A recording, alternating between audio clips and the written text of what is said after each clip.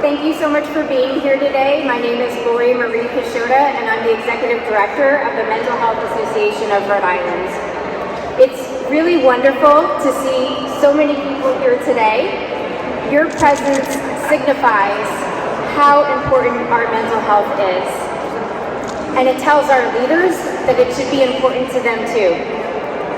Thank you to all the elected officials who are here today. Thank you to our friends from various state departments and offices who are here. Also, thank you to Jenna Park from Congressman Whitehouse's office, who is here today on behalf of the senator. Well, a year has passed since we were last here, and I'm happy to report there's been progress. There's been positive change. Our leaders heard us, and they took action. Our leaders have invested significant funding, federal funding and state funding, into our behavioral health care system. Here are just a few examples of what we're getting in Rhode Island. $11 million of pandemic relief funds will go toward building a residential treatment facility for our girls. Over $8 million of state funding will go towards children's behavioral health services. Over $30 million in state funding will go towards a new state psychiatric hospital. Soon we will have new specialized group homes for people with disabilities and complicated conditions. Our leaders approved funding to establish certified community behavioral health clinics, CCBHCs. And Governor McKee signaled his intention to establish an Olmstead planning committee in Rhode Island. I'm thankful to Governor McKee, Speaker Shikarchi, President Ruggiero, and all members of our General Assembly for their support, advocacy, and investment, and I think we should give them a round of applause to show our appreciation.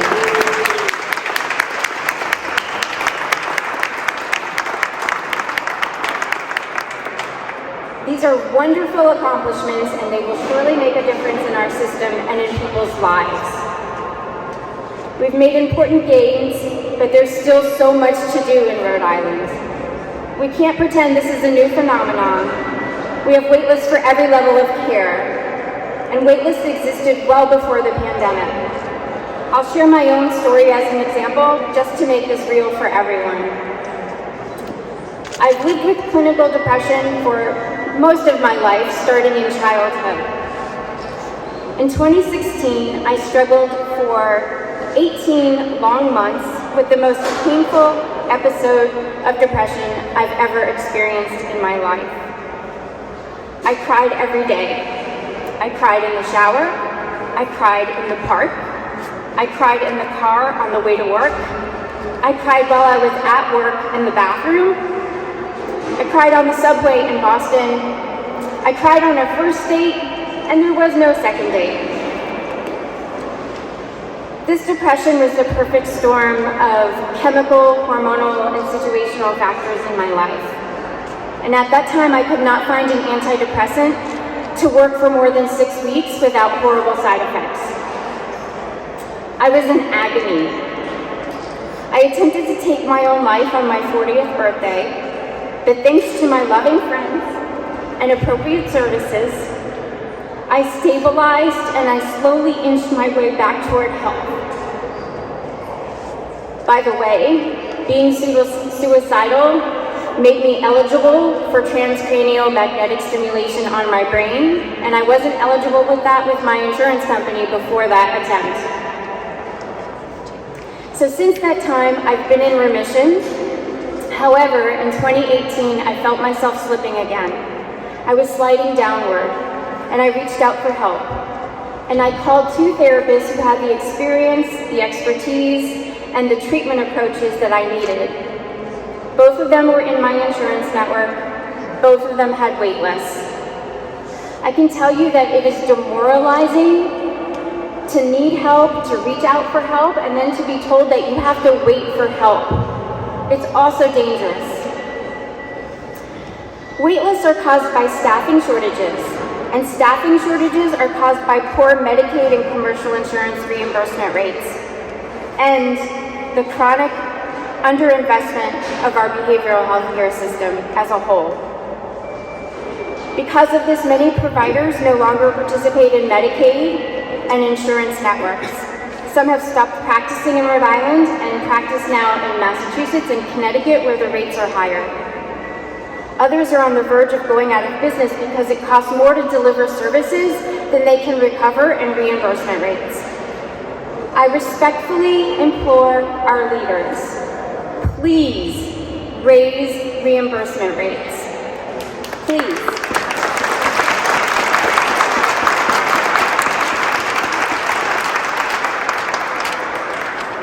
I'm not the only one who has experienced the effects of an inadequate system of care.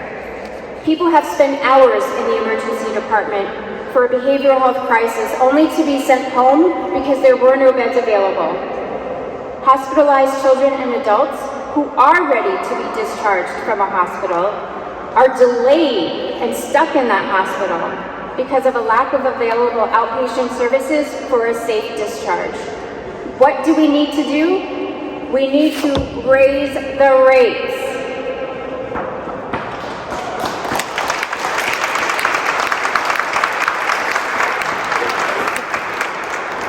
And while those ready to go home from the hospital are forced to remain there, those in urgent need of hospital care can't get an available bed and their lives are at risk. What needs to happen right now? So today, right here, right now, I'm telling our leaders that wait lists are no longer acceptable. There can be no more wait lists. Nobody should have to wait for life-saving behavioral health treatment when they are in crisis. It's unconscionable.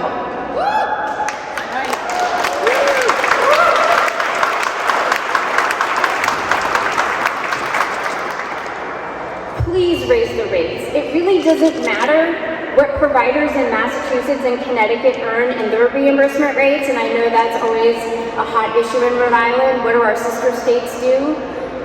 But I can tell you that it really doesn't matter because the providers in Massachusetts and Connecticut are also probably underpaid.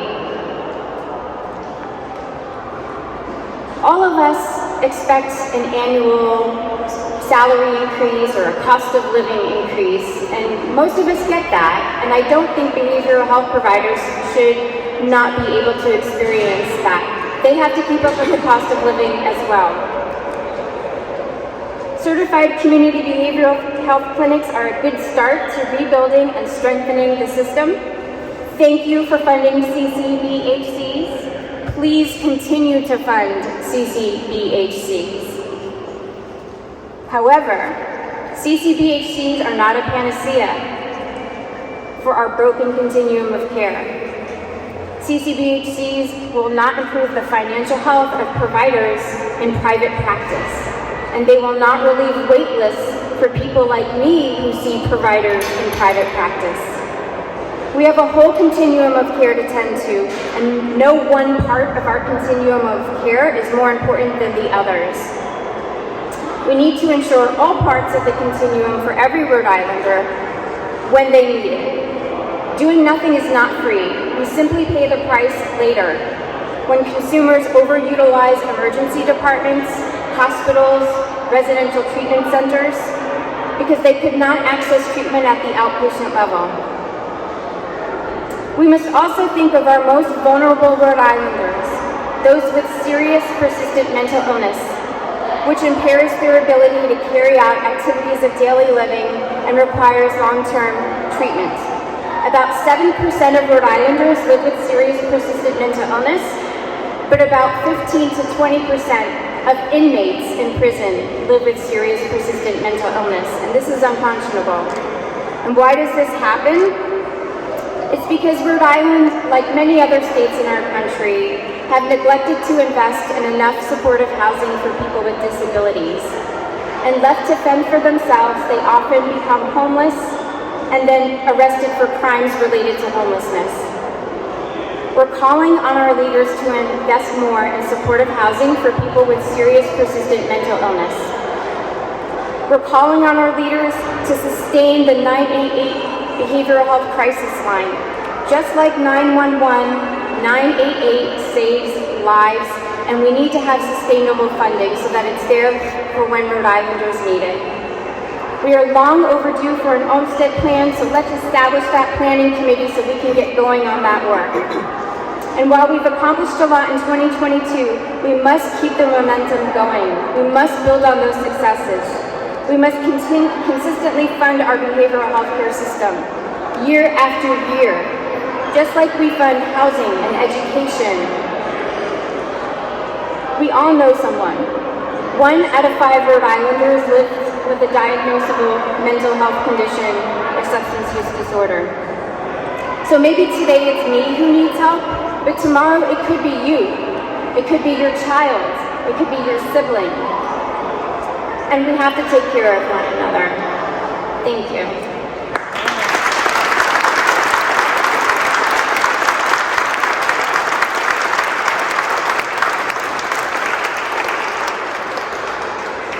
And now I would like to welcome someone who's been a long time outspoken advocate for the mental health community. In the past, she has courageously opened her heart and shared lived experiences with us. She's used her platform as a journalist and a cherished Rhode Island celebrity to elevate and highlight the important issues we are talking about today. She approaches this work with compassion, empathy, and a quest for righting wrongs. Please give a warm welcome to Barbara Morse of NBC 10 News. Thank you, Laurie-Marie. I've done this so many years. Every year, I never know what I'm going to say. I just kind of speak from the heart. Many of you know my story. I had a mom, bipolar disorder, who ended up taking her own life. A best friend. I still get sad. An ex-husband, who've all taken their life because of mental health. This has got to stop. It has to stop. Waitlists are unacceptable. We talk about trying to get into someone. There's so many good people out there. They want to help. You can't get in. Nobody wants to take insurance when the reimbursements are horrifying. It is hard out there. I implore, who are our lawmakers in here? Okay? I am talking to you. I'm talking to all of the people who have voted you in. You need to make a difference. This is totally unacceptable. We do need to raise the rates. We need to raise awareness. We need more black and brown counselors out there. Culturally sensitive, because we have inequities out there. We need to address all of this. I am so passionate about this because it has been a part of my fabric. When my daughter calls me from Denver, trying to find a counselor out in Denver, and I have to call a friend who's a counselor here to try and help her find a counselor there. Oh, and by the way, she's still looking. And when Laurie-Marie says she would cry every day, my daughter will call and say, Mom, I don't know why I'm crying, but I'm crying. Everything's going well, but I'm sad. Unacceptable that our kids, our parents, our siblings, our brothers, our sisters, our aunts and uncles can't get the care they need. So I implore every single person who can hear me, and I am loud because I come from a long line of preachers. So I don't have any problem preaching up here at the pulpit. All of you in here who can hear me, let your voices be heard. We don't need to lose more people to mental illness. Not one. We lose one, and it's horrifying. So I implore all of you to make a difference, to let your lawmakers know that you want them to make a difference and that this is unacceptable. On the other hand, I do want to applaud all the additional funding that is coming in to make new things possible in this state, much needed. But we have so much work to do. The pandemic did us zero favors. Zero. Our kids are in crisis. In fact, that is my story tonight about teen depression. I could do a story on teen depression every night. Every single night. You need your voices heard. These are our future. These are our kids who cannot get into services unless they are in crisis. Unacceptable. Do y'all agree? I can't hear you.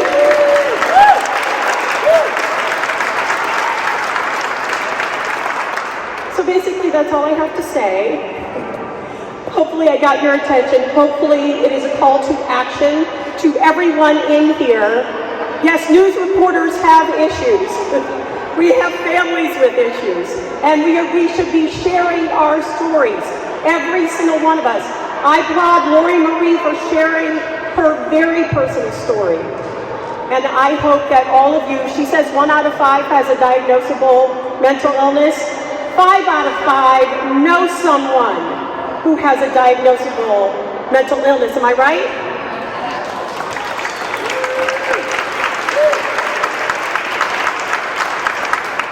I am going to pass this back to Laurie-Marie. Thank you for listening to me talk. Thanks, Barbara.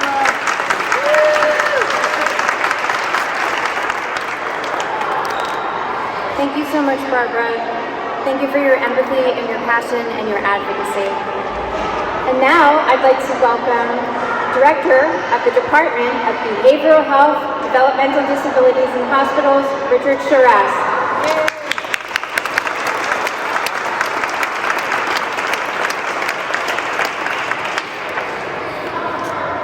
Good afternoon, everybody. Thank you, Laurie and Barbara, for sharing your stories. Very moving, very powerful, and it certainly rings true, and we hope we can do better. So, it's a pleasure to be here to kick off May as Mental Health Month.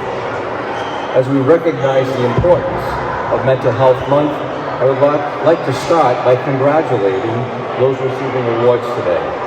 The legislators of the year, Representative Jacquelyn Baginski and Senator Josh Miller.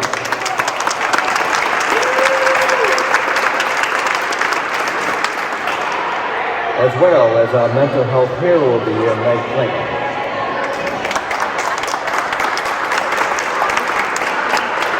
So Meg is Rhode Island mental health advocate, and I know she works on a daily basis for the individuals that she represents. Each one of you has done a magnificent job and significant work to ensure that all Rhode Islanders receive access and parity in mental health care, so please accept my congratulations.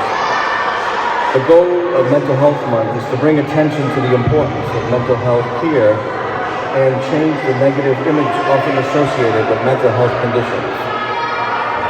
This year's theme, We All Know Someone, speaks to all of us, as Barbara mentioned. With roughly 1 in 5 adults living with mental illness, our lives are naturally intertwined with those who may be suffering. Fear and discrimination keep people at arm's length. Yet as a community, we know we need to talk more about mental health and we need to engage others. While the conversation may be difficult, they need to happen if we are going to create healthy communities that we want. Having candid conversations around mental health continues to chip away the negative perceptions that exist with mental illness today. Recovery is possible. As the state mental health authority, I know that my department cannot do the work alone. We need the assistance of every organization, every advocate, and all of you. We need your voice, and more importantly, we need your experience, your knowledge, and your participation. Everyone, in one way or another, has been affected by mental illness. We are in this together. We stand as part of the collective effort to make innovative changes to our system that are currently underway. With many new behavioral health programs having already started and or about to start, we are confident that we will be on the right track, but we need your voice at the table. Please stand with us as we move and change forward, and know that we stand with you and all who live with mental health challenges. today and every day. Thank you very much.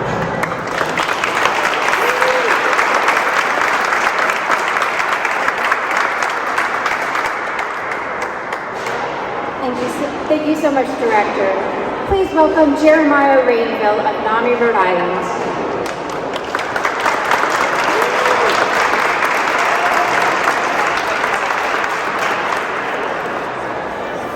Glad everyone came here. So I live with bipolar with severe psychosis, which means I have mood swings and psychotic features and voices and seeing things. And I think what is really important for me that helped my recovery is working at NAMI, Rhode Island. I've almost been there 12 years, and it's been a godsend that I can actually work. I had family that said, no, you can't work, that's not possible. And I can tell you in 4 months, it's 12 years at NAMI. And there's been other great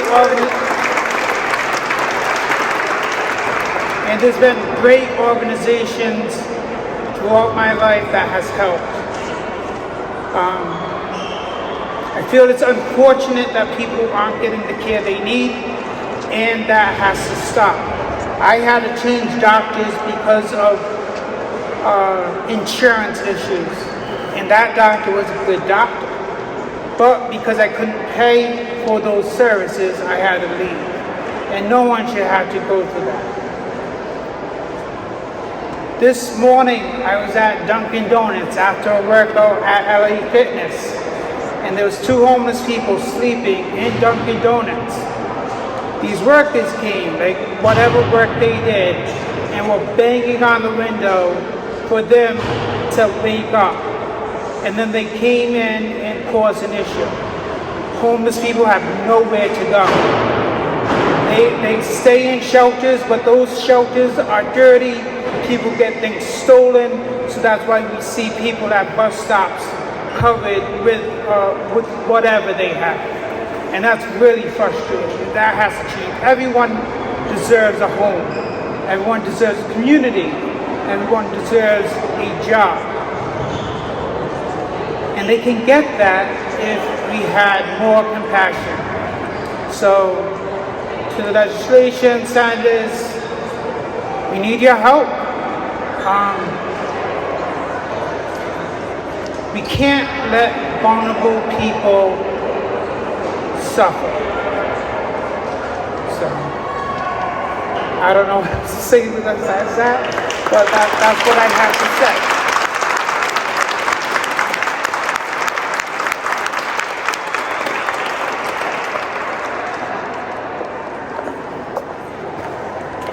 Good afternoon.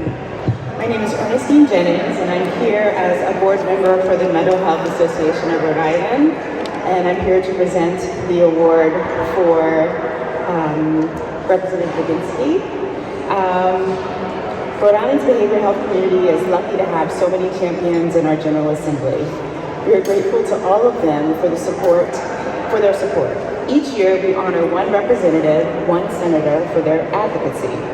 Our first 2023 Legislator of the Year award goes to Representative Jacquelyn Baginski from District 17, representing part of Cranston.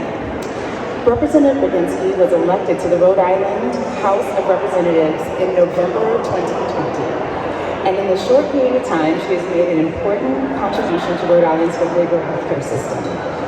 Last year, Representative Baginski played a significant role in securing state funding for the establishment of Certified Community Behavioral Health Clinics, also known as CCBHCs, as you see on the lovely stickers today. The budget article was based on Representative Baginski's legislation. Keeping this funding in the proposed state budget was no small feat. Thanks to Representative Baginski's passionate advocacy and grit, the CCBHC funding was not reduced or eliminated in the budget that ultimately passed. CCBHCs are one step toward transforming our behavioral health care system. They are based on a federal model of delivering integrated behavioral health care and primary care to anyone who walks through their doors. What is most promising about CCBHCs is the prospective payment system, which will help keep clinic doors open for the long term. Representative Baginski serves as the chair of the House Innovation, Internet, and Technology Committee, and she is a member of the House Finance Committee and the House State Government and Elections Committee. She is a graduate of the Moses Brown School in Providence and of George Washington University. She's the Director of Sales and Marketing for Professional Ambulance, and she's the Director of Darden Consulting. She also teaches CPR to children. With thanks and appreciation, truly thanks and appreciation for her advocacy for mental health community, we are delighted to present the 2023 Legislator of the Year Award to Representative Jacquelyn Baginski. Congratulations, Representative Baginski.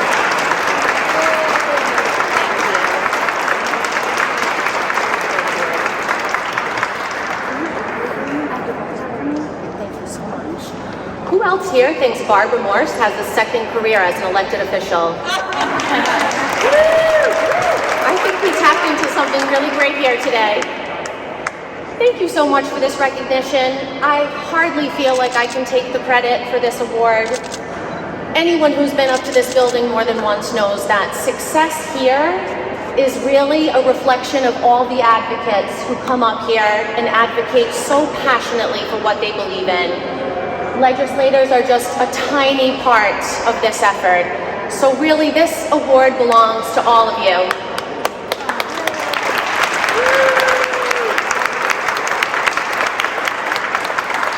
So as if you haven't done enough already, I'm going to ask for more. You're here in the building. We've got a captive audience that I plan on taking advantage of. We can't stop here. We have to continue asking our legislators for more support. We need to tell them it's time to fully fund CCBHC so that we can strengthen our network of providers, so that we can build more health infrastructure to get people the care they need. Especially throughout the pandemic, people have been misguided, misdirected, mislabeled, misunderstood. It's time we're done missing. We need to get people where they need to go in a system that's manageable and easy to navigate.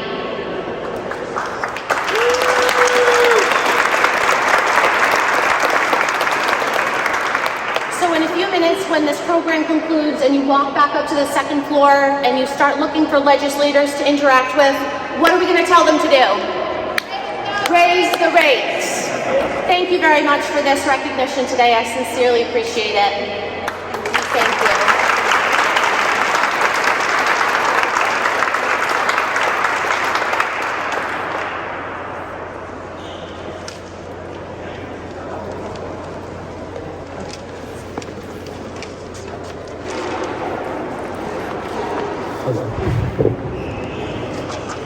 Hello, my name is Gabriel Joseph. I'm just here to share my story of mental issues.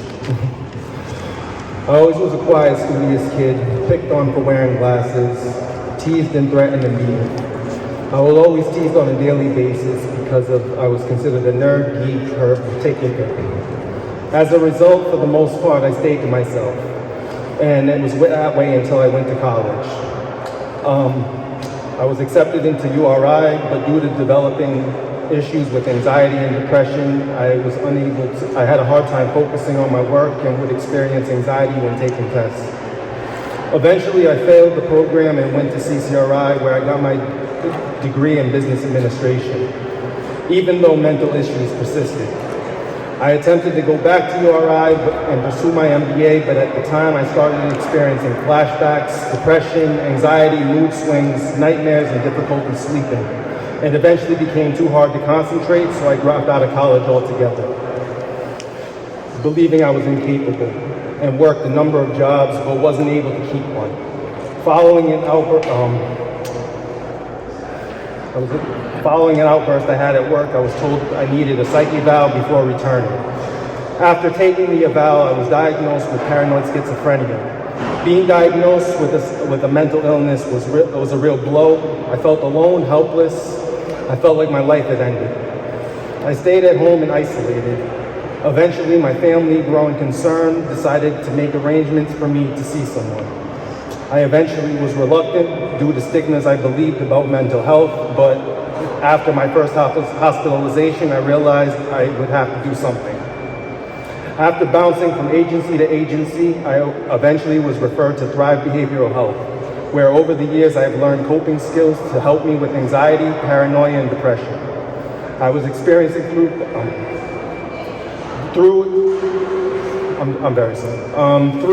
my experience at Thrive, I was introduced to Hillsgrove House. There I found Hillsgrove House to be a place where I could obtain support on whatever I was going through. There, through the work order day, I would do daily tasks which helped me to feel useful and needed. A few days a week, I assist in the employment unit, helping other members obtain employment. Other times, I attend meetings involving clubhouse outreach and membership.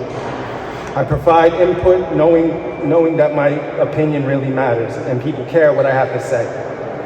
Staff are always willing to provide support to members, even in their time of need, even when they're extremely busy. My work at the clubhouse matters to them because they know we as members are a major part of running the clubhouse. At Hillsgrove House, the staff works alongside members. They talk with us, not at us. Members, we look at each other almost like family. We're willing to work together and find that everyone has something unique to bring to the table. Every voice matters. At my worst, I had clusters of nightmares, and at times I would be too scared to even go to sleep. I self-medicated with drugs and alcohol, wreaking havoc on my body and mental health as well. I would awake at night with sweat-soaked sheets and would often at times feel drained and disconnected. I struggled to concentrate and remember simple things. Yet I was able to get a job at UPS and work there for 2 years. Eventually I was fired due to a manic episode I had at work. After getting fired, I felt like there was no place for me in this world because of my mental illness, so I attempted to take my own life. Years of depression and self-loathing have led me to a dark place. I just wanted to sleep. I wanted to have one day where I didn't feel any pain, one day where I didn't feel like a worthless human being. My wife was able to get me into the hospital in time, and I ended up staying in the psychiatric care unit at Kent Hospital for 2 weeks. After being released, I started not to want to isolate as much, and I started to attend the Hillsgrove House regularly and start giving my thoughts to what I could do as a career. And through the resources at Hillsgrove House, like the career scope and continuing consulting with staff, I was able to decide on what I wanted to do, and with the encouragement of staff from Hillsgrove House, decided that I wanted to go into mental health. And thanks largely to Hillsgrove House, today I am currently in my 4th year at Rhode Island College studying for my BSW.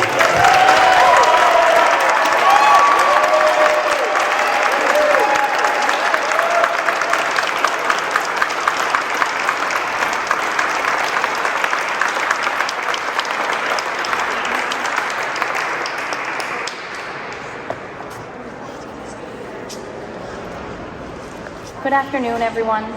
I'm Sarah St. Laurent, and I live with complex PTSD, anxiety, and depression. I had a complicated childhood. Both of my parents experienced significant trauma.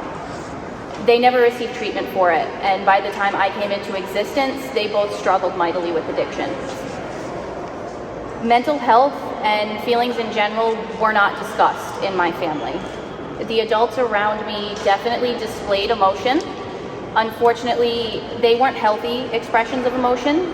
They would fly off the handle, and once they were done, they didn't want to discuss it any further. If I was hurt by something that they did or said while they flew off the handle, that was my problem. It wasn't their problem. If I showed emotion, I was either made fun of or told that I was being too sensitive. They said that because I was a kid, my problems weren't a big deal. As a result of that environment, I learned that it wasn't safe to share how I was feeling or show it. I quickly learned that emotions were shameful, and I carried that shame around my emotions for a long time. Once I became a young adult, my mental health challenges impacted the relationships with other people in a negative way.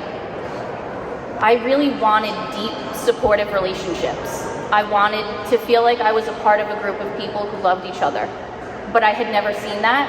I hadn't been shown how to get there. I felt lonely. I felt a lot of shame, and I wondered if something in me was too broken to connect with other people in the way that I wanted to. There's a handful of things that helped me move out of that space of loneliness and shame and into having the kinds of relationships I always wanted. The first was admitting that I wasn't where I wanted to be. I wasn't having the kinds of relationships that I wanted, and I had to take ownership of how I contributed to that. The second was therapy and education. I learned about mental health, about trauma, and about addiction, and I processed everything that happened in my life through the lens of what I was learning. At the same time, I practiced emotional regulation skills, and I learned about healthy relationship skills.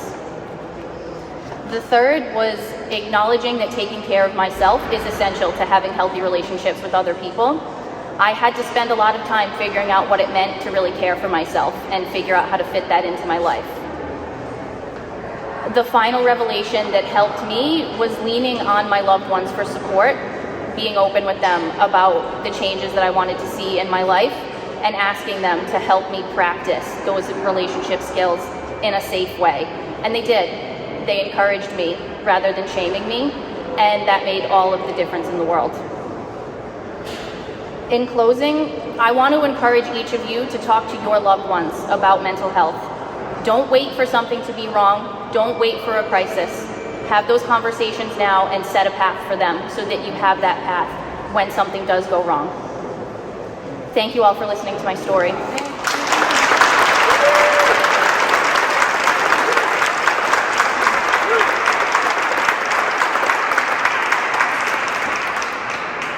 And now I'm transitioning into our 2023 Legislator of the Year Award. Every Rhode Islander deserves a chance at recovery. We should be able to access treatment and services when we need them, but it doesn't always work out this way. Our next Legislator of the Year Award goes to someone who truly understands the importance of mental health and has been a steadfast supporter of the behavioral health community for many years. I'm thrilled to present Senator Joshua Miller with our 2023 Legislator of the Year Award today.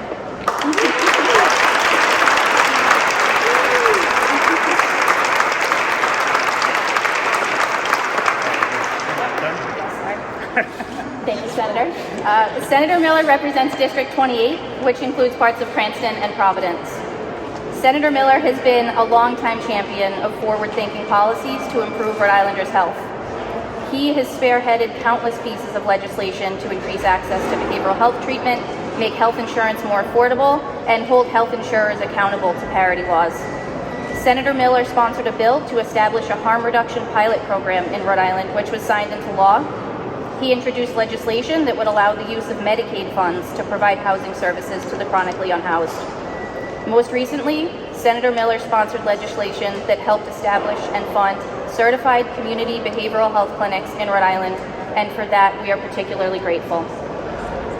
Senator Miller was elected to the Senate in November 2006 and chairs the Senate Committee on Health and Human Services. He was a member of the Governor's Overdose Commission and has served as chairman of several special commissions, including the Joint Legislative Commission to study the integration of primary care and behavioral health. He's been honored by Rhode Island communities for addiction recovery efforts, for his tireless advocacy for treatment for those struggling with addiction. Senator Miller has also received the Rhode Island Health Center Association's John H. Chafee Healthcare Leadership Award for his commitment to justice and equity and healthcare for all. Senator Miller is a graduate of Hope High School and the University of Rhode Island. In his free time, Senator Miller is the owner and operator of several Providence restaurants. Today, we are thrilled to honor Senator Miller for always leading with his heart, and we're happy to present to him the 2023 Legislator of the Year Award. Congratulations, Senator Miller.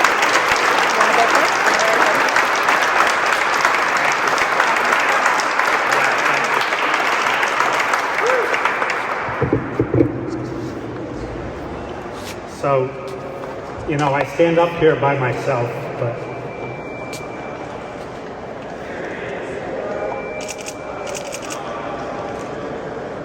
I couldn't do this by myself. I couldn't do this without the groups that are up here every day to make this a priority for me because of their personal experiences and because it's the right thing to do. And I want to name some of them and let you know about how important you are to me. Laurie-Marie and the Mental Health Association. NAMI and Reed Cosper. Reed Cosper has been a voice in my head and an inspiration for me for decades, and I want him to know that. And the Rhode Island Medical Society has always been on the right side of many of these issues and should be also understood to help guide me. And the personal stories that we hear today take a lot of bravery, and I want to acknowledge those personal stories. It's something that I could do if I was strong enough or as strong as they are, but I'm not. And so I work on legislation and reinforce it with data rather than the stories that you bring for me to complete the circle around this. That's necessary to get something passed.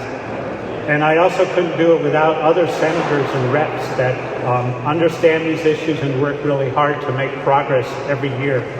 You know, Rhode Island used to be a guiding light for many other states around mental health care. And that slowly almost turned on its head.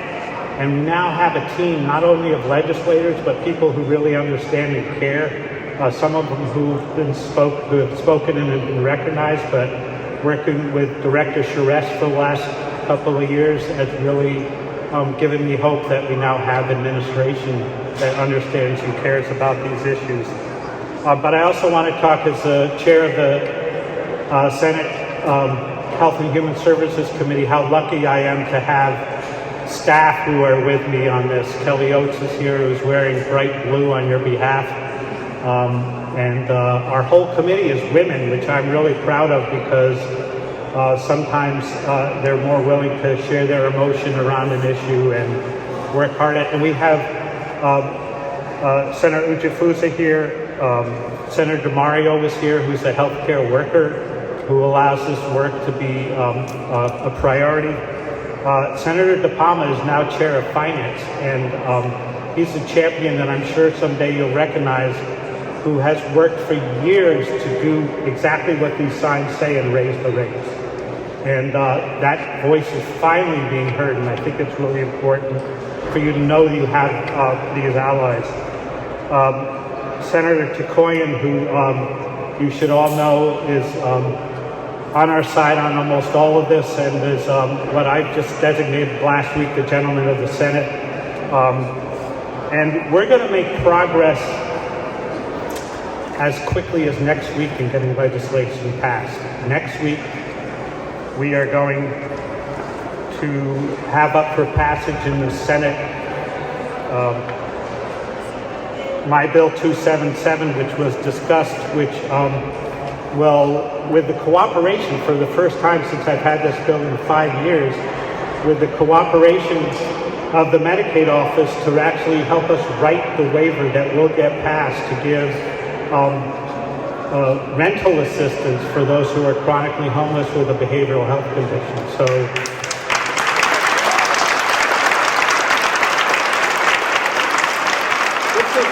this is real progress that we could not have done with all the people I discussed. And Senator Mario's bill 290, which will really streamline the pre-authorization that has been a real crippling component of not having a continuum of care. That's also going to be voted on next week. And then next week or the week after, we'll vote on legislation to codify for Rhode Island many components of the ACA, including essential health benefits, which will assure our quality of care will indefinitely include behavioral health services. So that's going to be really important to get done.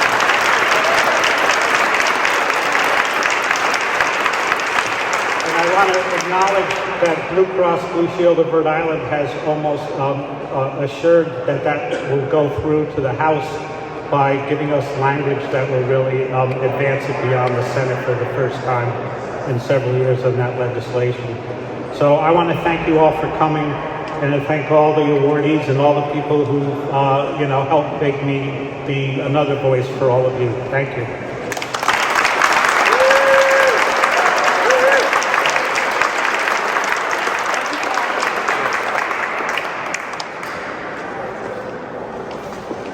Please welcome Reed Costa.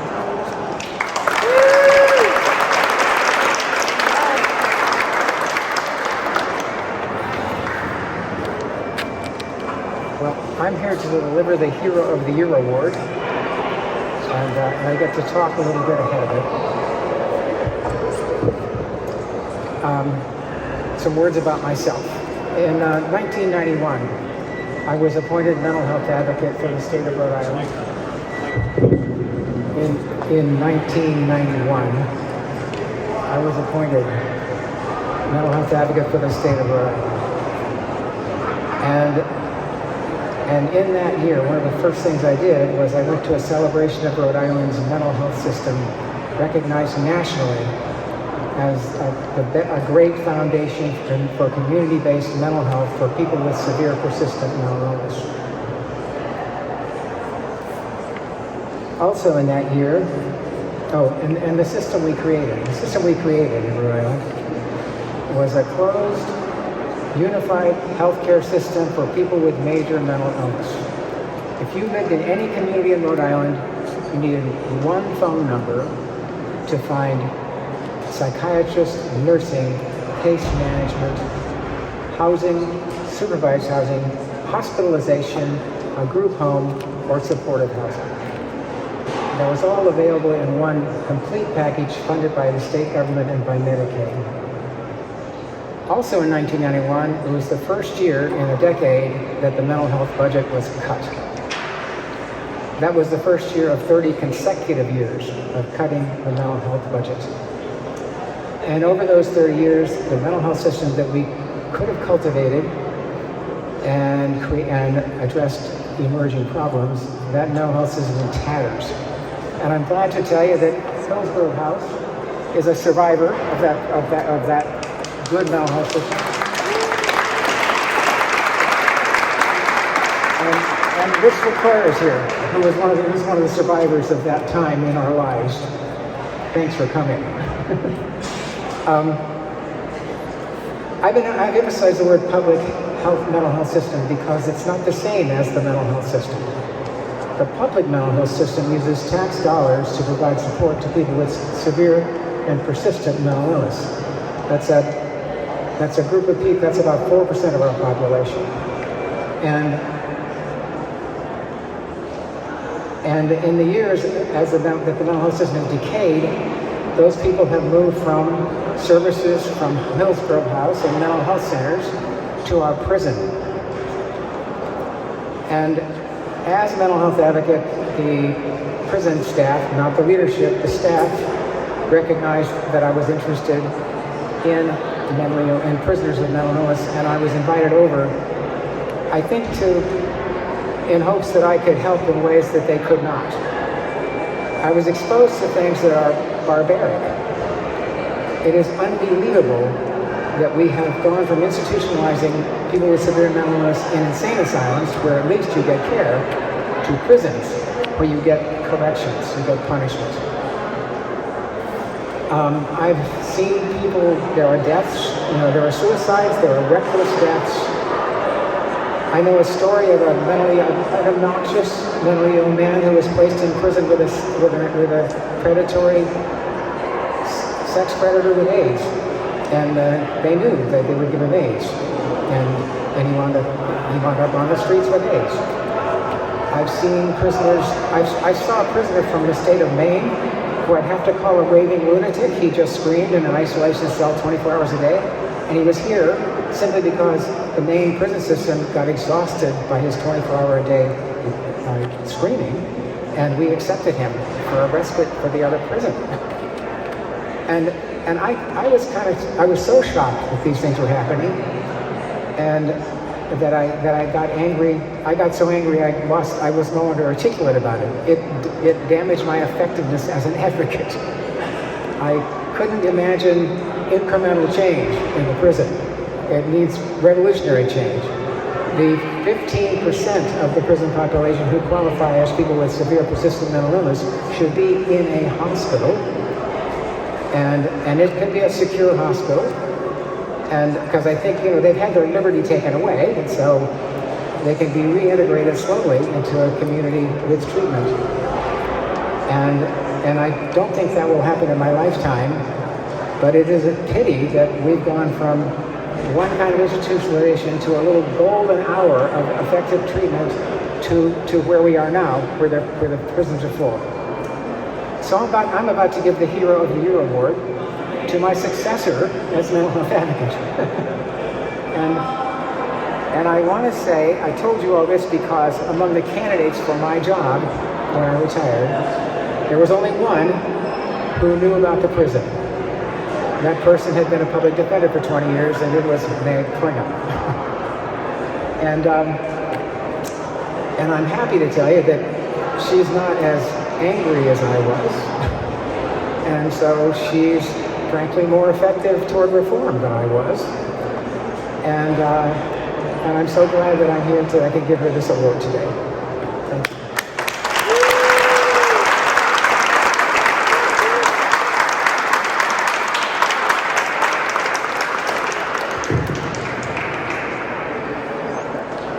Thank you, Reed.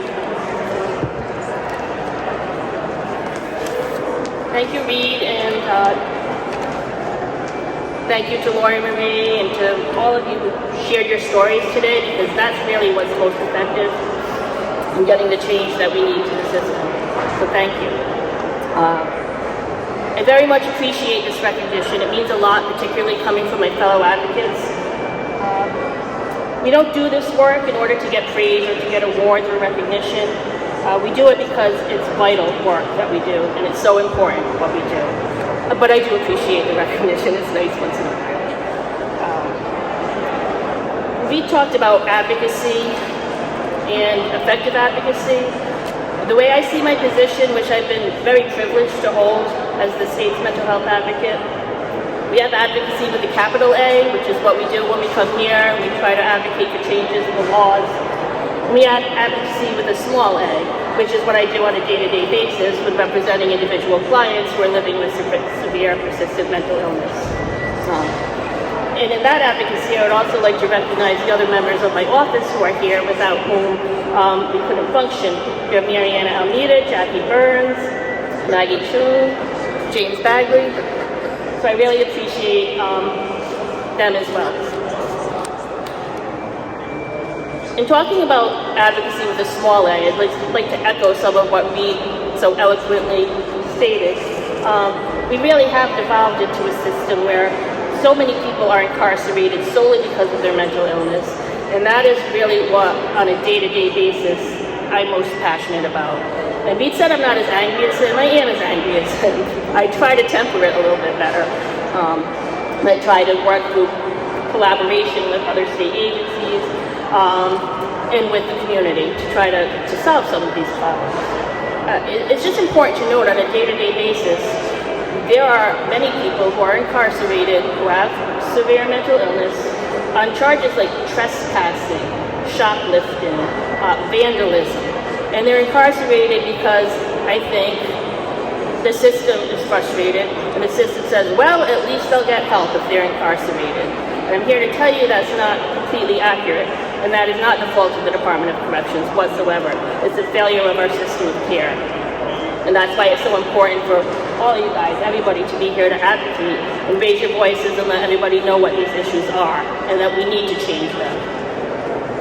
Events like this are important because it does allow the chance for everybody to get together, all different perspectives, all different players in this advocacy game, so things aren't so siloed, because it's only by collaborating, working together to come up with solutions that I think we really can effectuate change.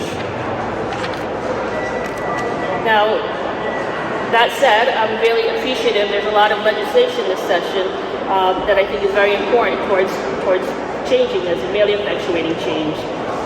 There's legislation funding crisis intervention training for police officers, which is an issue that's near and dear to my heart. I've been trying for years and years and years.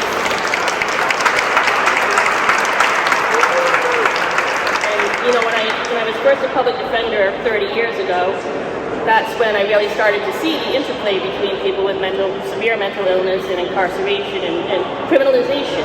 So it's kind of been my mission since then to continue to work as long as I can on decriminalizing mental illness. CIT training is great. Police officers are so much more, first responders, so much more receptive to this type of training in my experience than they were 30 years ago. And that, again, is due to the advocacy and recognizing and reducing the stigma. I think that truly they want to help, but without a system of care, there's nowhere to divert people to, and hence they end up incarcerated.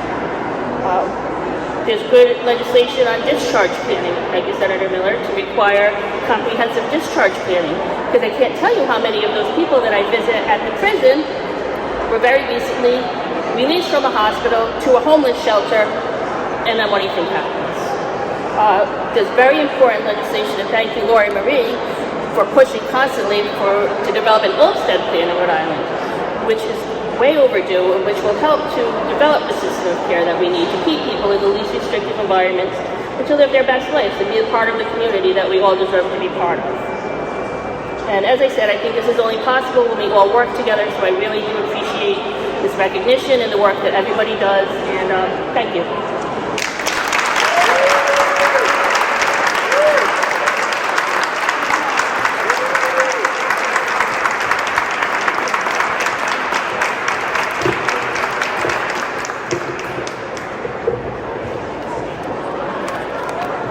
Congratulations again to Meg Klingam, Senator Miller, Representative Baginski. Thank you all again for being here. I hope everyone will stick around. We need you, we need your voice. We need everyone here to meet your legislators on the House and Senate floors and share your stories with them. The bell rings at 4 o'clock, so shortly before 4 o'clock you should start to see some of our elected officials coming in. Please find yours and tell them your story. If you don't know who your reps and senators are, our friends at Horizon Healthcare Partners have internet access over here and they can look it up for you. Once you finish talking with your elected officials, join us in the Bell area down here for refreshments and mingling. And we would also love to hear the outcome of those conversations you've had with your legislators. A very big thank you to Barbara Morse from NBC 10 News. Thank you for sharing your story. Yes. Thank you to all our speakers with lived experience who opened their hearts and courageously shared their own stories with us.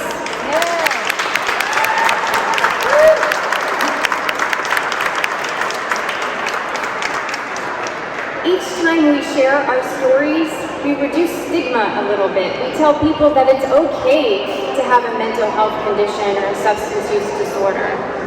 We support one another, we build empathy, we build understanding when we share our stories with one another. Thank you again to the elected officials who are here today. Thank you to the Rhode Island Department of Behavioral Health, Developmental Disabilities and Hospitals for your support and partnership. I would also like to thank our fantastic May is Mental Health Month Planning Committee for their collaboration in putting this event together.